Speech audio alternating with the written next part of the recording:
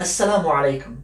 This is just another video brought to you by our friends over at Arabic Workshop, the world's first ever Arabic language listening library. So if you go over there, you'll see that everything is in Fusha, everything is stuff that you can apply in your language every single day, and the entire resource is just something you can bolt onto your normal studies. We know that with online studies, sometimes it's really hard to kind of replicate the everyday kind of scenarios that you need to immerse yourself in to really improve your listening. And that's why Arabic Workshop have put together a growing library of over 150 different scenarios. Some of them begin with the real basic, things like packing your bag to go on holiday, things like taking a trip to the pyramids and stuff, all the way up to level 15 where you have lessons that are entirely in the Arabic language on more complicated issues and discussions. All of this is brought to you by some of the most cutting edge language learning technology that there is out there in the world. From whiteboard animations to bespoke illustrations to having professional Arabic language native speakers who are doing the voiceovers for you as well. So to get yourself started on Arabic Workshop today, just go to the link in the description below and don't forget to type in Arabic with Sam 10 to make sure you get 10% off.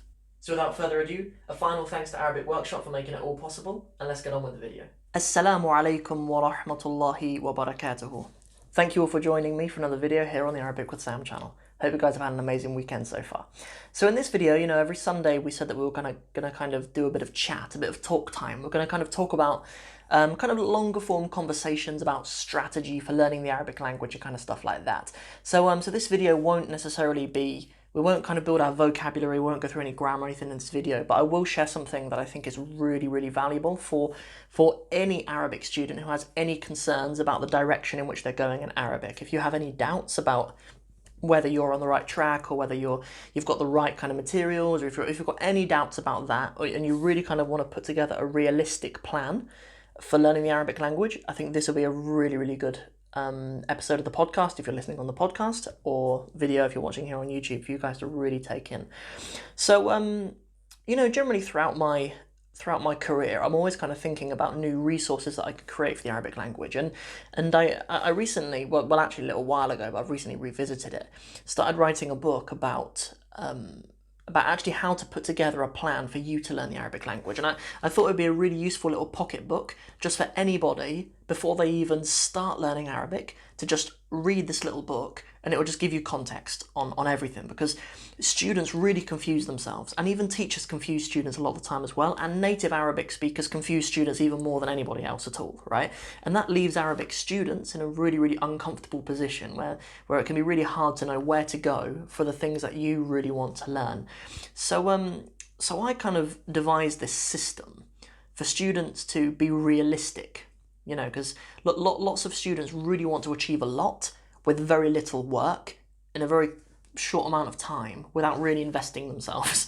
Do you know what I mean? Like, students are often very, very unrealistic. So what I'm going to talk about today is a little system that I kind of devised to help students have a realistic plan for themselves.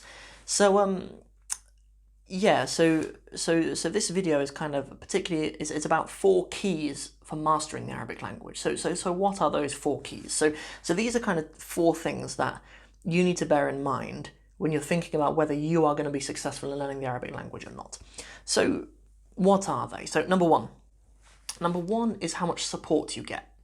Okay, I'll expand on all of them. We'll run through the 4 of them, just so you know what they are, and then we'll spend a bit more time expanding on them and what they mean. So number 1 is your resources, right? Number 2 is how long you're willing for it to take you. Okay, so you need to be realistic about whether you want to learn Arabic in 1 year, in 2 years, in 3 years, in 10 years, in 20 years, in 50 years. Okay, number 3 is how hard you're willing to work. Okay, that's another variable, right? Are you willing to put in 2 hours a day? Are you willing to put in half an hour a week? Are you willing to put in 2 hours a week, right? That's something that you need to consider. Number 4 is how much of a gifted linguist you are, okay? That's the last variable. How gifted are you at learning languages? Because when you look at these 4, most people score very well in some of them, right? But, you actually need to score pretty well in like 3 of them for it to be realistic for you, okay? So let's kind of demonstrate what I mean by that. So let's do an example, okay? So, but before we do that, maybe I'll say one more point. So for number 1, when I mention what resources are available or what support is available, normally this means money. Yeah, this normally means how much money you're willing to spend on a program, because on a program or on a teacher or on books or on resources or on whatever, right, it's normally very, very closely correlated to money, because people have a lot of resources at their disposal entirely for free. There's tons of Arabic language information available for free, but there's very, very little Arabic language wisdom available for free, right? And there's a very, very big difference between those things, right? So to give you an example, like, I think it would be fair to say that 90% of the information inside of the Arabic in 60 Steps program you could find for free on YouTube.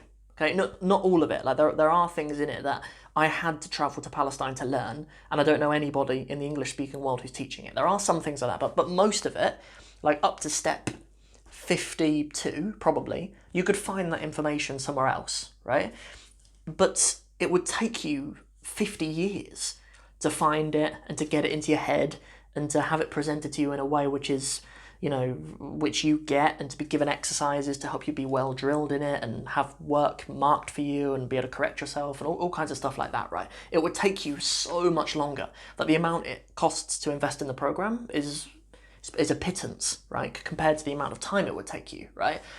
So that's why it normally means money, but I deliberately put resources, because some people do have wisdom available to them for free, right? Some people do have friends who have been learning Arabic for 10 years longer than them, and they have resources for free, right? So also some people like my kids who will have compulsory Arabic enforced, will have compulsory Arabic wisdom enforced upon them from a young age. So some people do, but for 90% of people it means money. Yeah, it means, are you willing to invest a lot of money in something?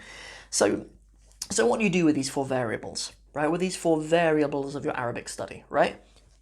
How much you're willing to invest in your studies, how long you're willing for your journey to take, how hard are you willing to work, and how gifted an Arabic language linguist are you?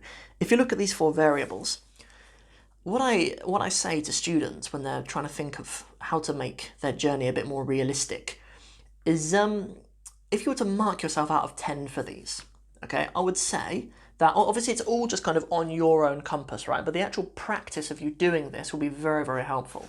So if you were to mark yourself out of 10 for each of them, I would say for your journey to be successful, for you to learn Arabic before you die, you need to score 30 or above out of 40, right? If you scored 10 out of 10 for each of them, you'd learn Arabic really quickly. Like, you'd be an incredibly good student. If you were willing to invest tens of thousands of pounds in your Arabic language education, you were willing for Arabic to take you your entire life, you're willing to work 10 out of 10 hard, like you're prepared to study 8 hours a day or something, and you're an incredibly gifted linguist, right? Like all of those as a combination, like you're going to be a phenomenal linguist if you're willing to do all of those things, right?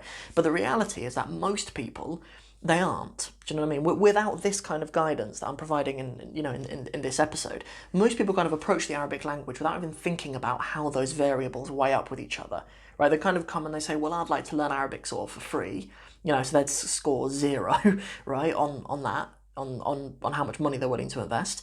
When you think about how much time they're like, I'd really like to be sort of pretty fluent in a year, right? So they want to invest no money and they want to learn Arabic in a relatively short amount of time.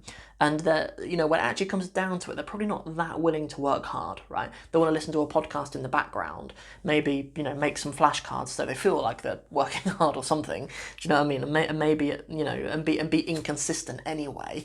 And then they might be gifted linguists, I don't know, they might have a pretty high IQ, and they might be, they might be pretty gifted, so I don't know, they might score like 5 on that. So in total, they have a grand total of like 9, maybe out of 40. Like that's a journey where they might learn Arabic. They might learn Arabic if they live to 782, right? But humans don't tend to live that long anymore, so like they probably won't learn Arabic, right? That amounts to an unrealistic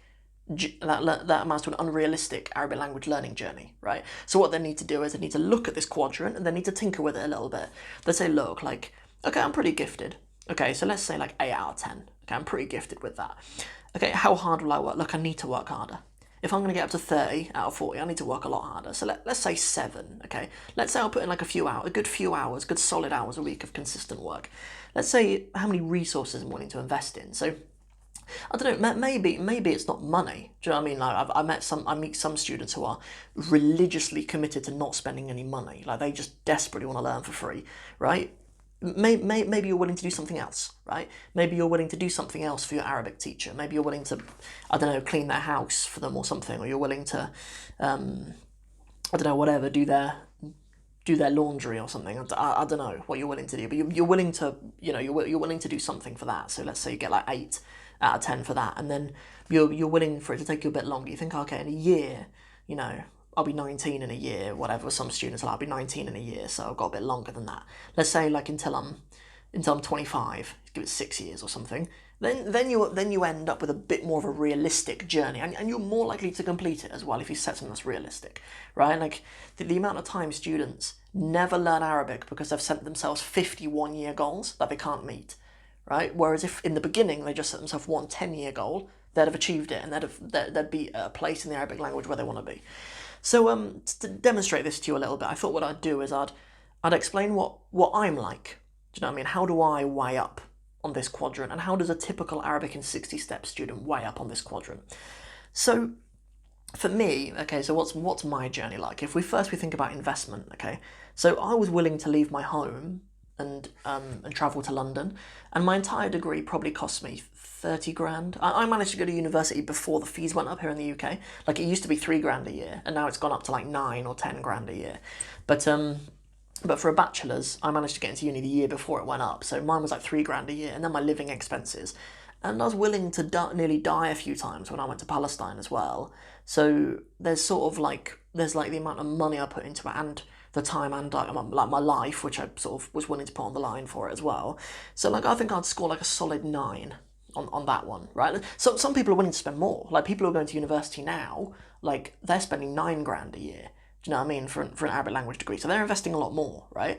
Or even people, I'd even say people who travel to another country to go and learn. Like, let's say people who go to Islamic University of Medina and they go and learn Arabic there. Like they've left their home. Do you know what I mean? Like, they've left the comforts of their home, and maybe that equates to more. Like maybe they get 10 out of 10, right? But like let's give me like a 9 out of 10 for that. How much time was I willing? So I'm willing to spend my entire life learning. So let's give myself a 10 out of that. I don't know how much better I can do than that, because I'm hopefully going to spend my life learning Arabic. So let's give myself a 10.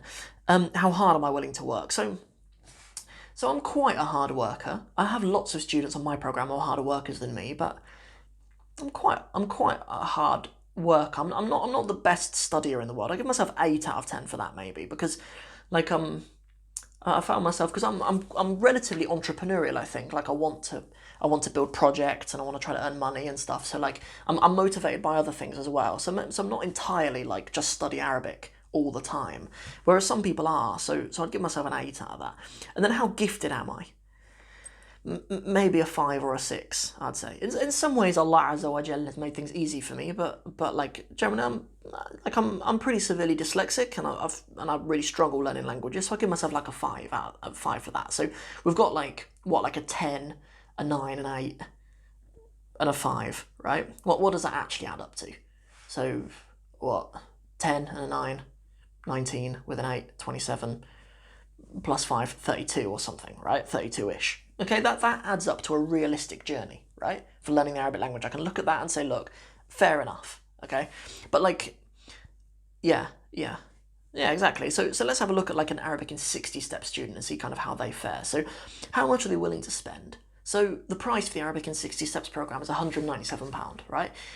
It's one of the cheapest programs that I've seen for what it is. Do you know what I mean? Like most programs that are like that online, like I think they tend to charge closer to £1,000. They tend to.